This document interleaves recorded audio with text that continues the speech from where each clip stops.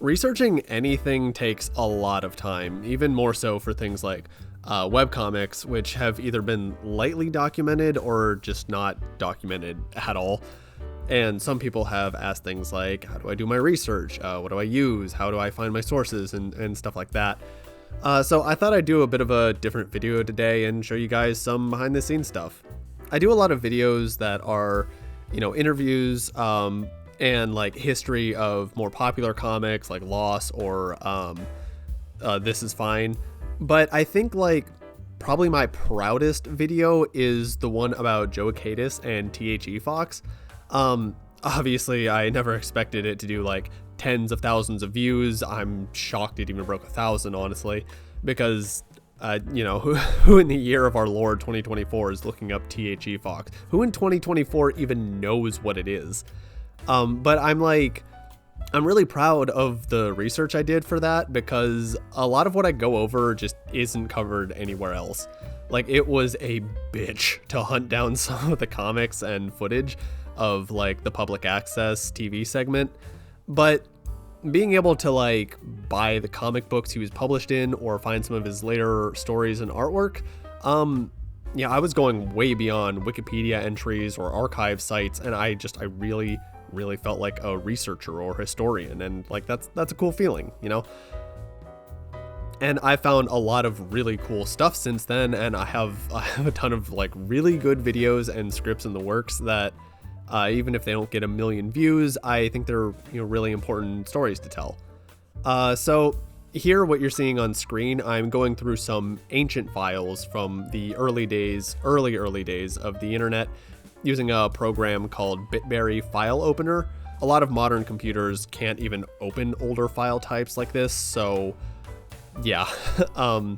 Before the World Wide Web, everything was posted on Bulletin Board Systems.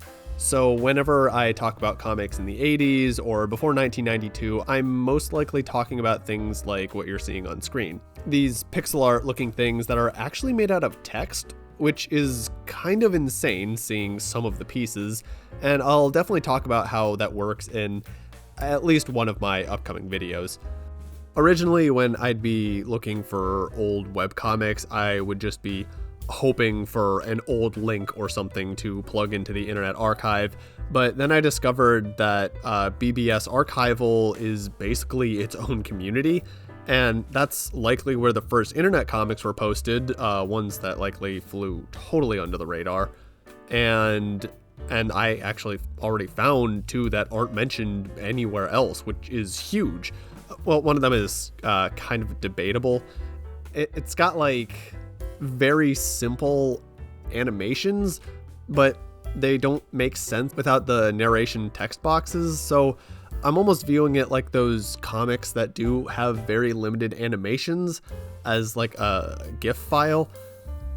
I don't know, there needs to be like another category, or I guess there sort of is, like those motion comics or something.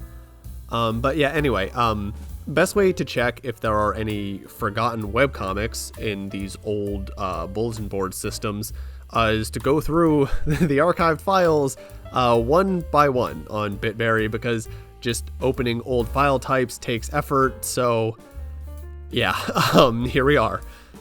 And like, even if I don't expect some of my webcomic history videos to do massive numbers, I still think it's important, because it's this whole medium that people just don't really pay attention to, which is a shame, because print comics have been struggling for decades at this point, like decades and decades, even with the success of the MCU and DC movies and just superhero movies in general. But like internet comics, we're sharing them literally daily. Like the Lost comic or This Is Fine Dog, or any of Shen comics. He has a different trending meme comic like every other month, I swear. And like, unless it's know your meme, we're just not really keeping track of these cultural touchstones very well. Yeah, just the research isn't there. For people who might be interested in the history of online comics, there's not really any place where all the information is collected. and even I have to dig really, really far. So for example, this catalog of files that I'm going through right now, there's a website just called BBS Archive. And I'm like, oh, great, I can just download them or I can view them online. But then they were like, oh, no, sorry, you can't really access these files unless you have a browser that supports FTP. And I'm just like, I don't know what you're talking about. Because BBSs were before I was born. Most of the stuff was before I was born. I'm like, okay, well, I'll find a browser that supports FTP. And pretty much all of them just discontinued using it, even some of the less mainstream ones like Opera or Firefox. So I'm going through Reddit like, hey, what's something that could open up a .ans file? And that's how I ended up with Bitberry. But even still, it was like the BBS archive is like kind of broken. You can't really download directly from the site. So I'm like, oh crap, I ran into another dead end.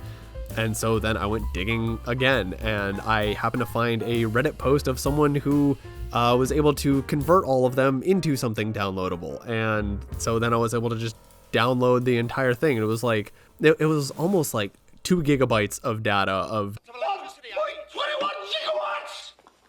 Just these files of, well, essentially just text pictures. And the only way I could open them is by putting them into Bitberry, and there's not really any good way to control how fast they render on Bitberry. I should probably be using another program, but for now, this is what I'm doing. At least it's quick, so, you know, I can just tell at a glance if it is a webcomic or if it was like an intro animation. This kind of research takes a while, going through everything one by one, you know?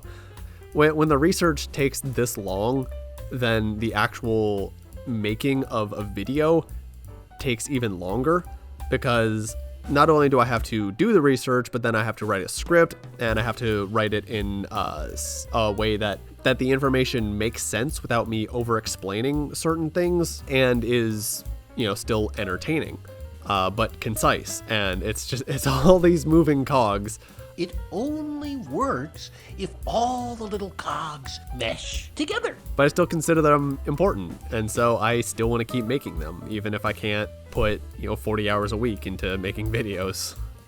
But yeah, so trying to open old file types, tracing names and little leads, honestly, it makes me feel like a detective sometimes, or an archaeologist, where it's like you find one clue, and then you follow that clue and it opens up a couple more doors, and then you follow one of those doors and it opens up more, and before you know it, it's like you have this whole story laid out in front of you, and you're like, wow, no one is telling this story. No one's heard this story in its entirety.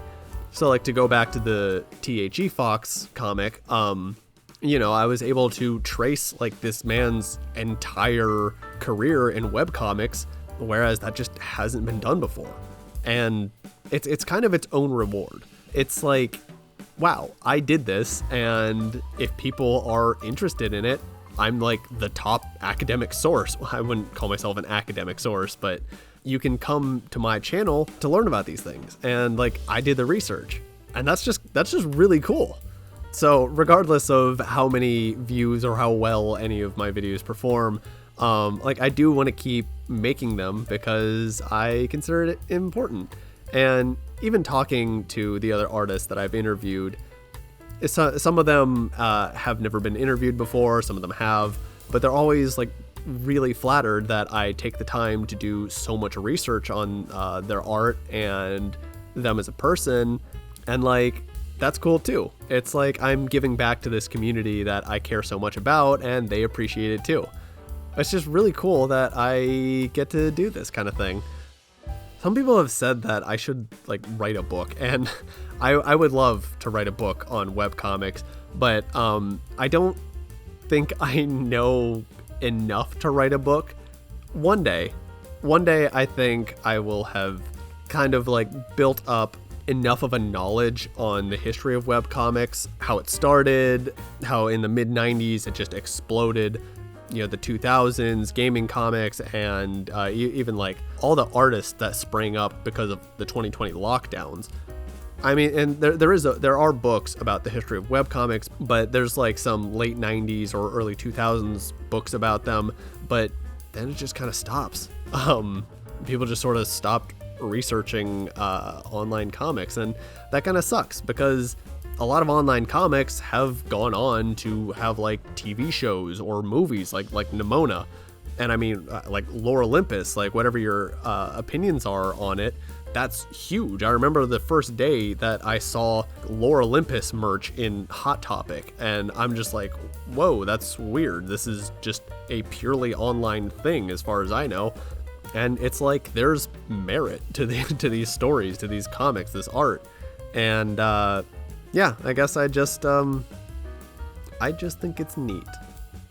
But yeah, sorry for the very just rambly sort of video, kind of went off the rails. Got a little philosophical there. Yeah, I hope you enjoyed seeing some of the things that I get up to behind the scenes. Like and subscribe if you want to see any of my future projects, and yeah, I'll catch you next time.